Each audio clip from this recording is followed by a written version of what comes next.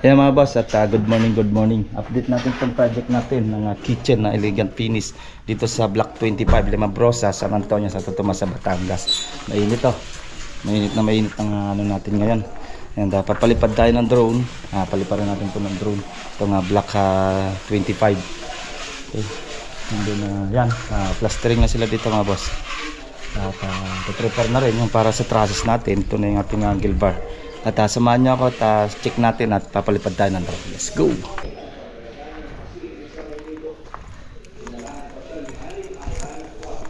Kaya mga boss, at update natin itong kitchen natin. Ito yung ating ayun, nadala nila ma'am ng pananim na naman. Itong last week lang, panabiligan natin. Okay. Then ito, magpa-plastering na sila. Ito yung mga deliver natin na mga angle bar para sa trusses natin. And then yung tubular na gagamitin natin, hindi si Parlins. Dahil itong tubular nakaprepare to sa ating tigula. 2x2 na makapal. Inuwan natin. Gagawin natin dito, lalagyan muna natin ng roofing bago natin kabitan ng tigula para per safe na hindi siya tutulo. Kaya may roofing tayo, may order na tayo ng yero na 10 feet ang haba, 0.5 yung kapal niya. Yan. May prepare na yun para sa ano natin. Nabuhusan na yung beam natin. Yan, nabuhos na. Din na yan, nakalagay na tayo ng para sa ating trusses. Yan. Lalagyan na natin ang angle bar sa ibabaw. Buhusan natin kapirasong poste. Okay, may trusses din dito. Yan. Dalawang trusses sa gitna. Kahit medyo dikit siya, mas okay pa rin yan para sa ating naka-roofing na tigula. Yan. Basta kakabitan muna natin dito ng roofing na long span ang kakabit natin. Then saka natin ikabit yung tigula for safe na hindi tumulo. Okay. Yan, natapin ang plastering na. Yung sukat lang naman ito ng sliding natin. Pares din naman yung kinuha ko ng sukat. Then sliding dun, ganun din. Then sliding dito, ganun din. Yan ang ating masipag na Victoria na naman. Shout out kay kay Honad. Kasama natin yan, ang una tayo nag-vlog ng YouTube channel. Yan ang ating mga kasama. Yan. Pinaplastering na natin. Okay na. Yes. Plastering works tayo ngayon mga boss. Ito, pinalaki natin yung bintana. Kaya ba 50 nito? Alanganin 40. Okay lang yan. Okay, 40 na lang natin. 40 na lang natin yan. Well, ano lang naman yan, naka lower lang naman na tubular gagamitin natin yan. Basta inuna lang natin yung para sa trusses nya na 2x2 na galvanized, and then yung ating angle bar na dos. Yan natin kakabit natin dahil mabigat yung load natin. Naka-beam tayo sa ibabaw at naka-beam din tayo dito sa ilalim. Then sunod niya, pag plastering na, layout na natin yung water line, plumbing din para ma-flooring na natin o mabuhusan na natin itong ang ating flooring ng ating kitchen. Yan, maliwalas to dahil naka-lower yung ating gagawin dyan na tubular na 1x2. Okay, pero mas maganda yan, lalagyan natin ng allowance para kung halimbawa palagyan na lang ng sliding, may pagkakapitan pa rin ng sliding. Okay, yan. Yan, plastering na tayo. Yan, diretso na tayong plastering dito.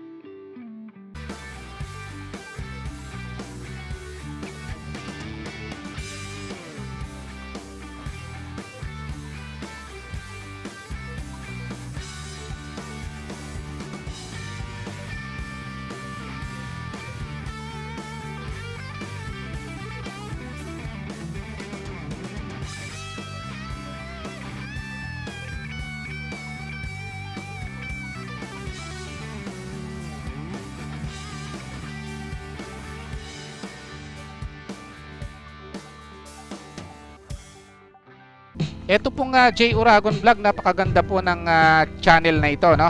Tungkol po ito sa construction. Actual construction po ang channel na ito, no? Pag pinanood nyo po ito, panalo po kayo sa channel na ito.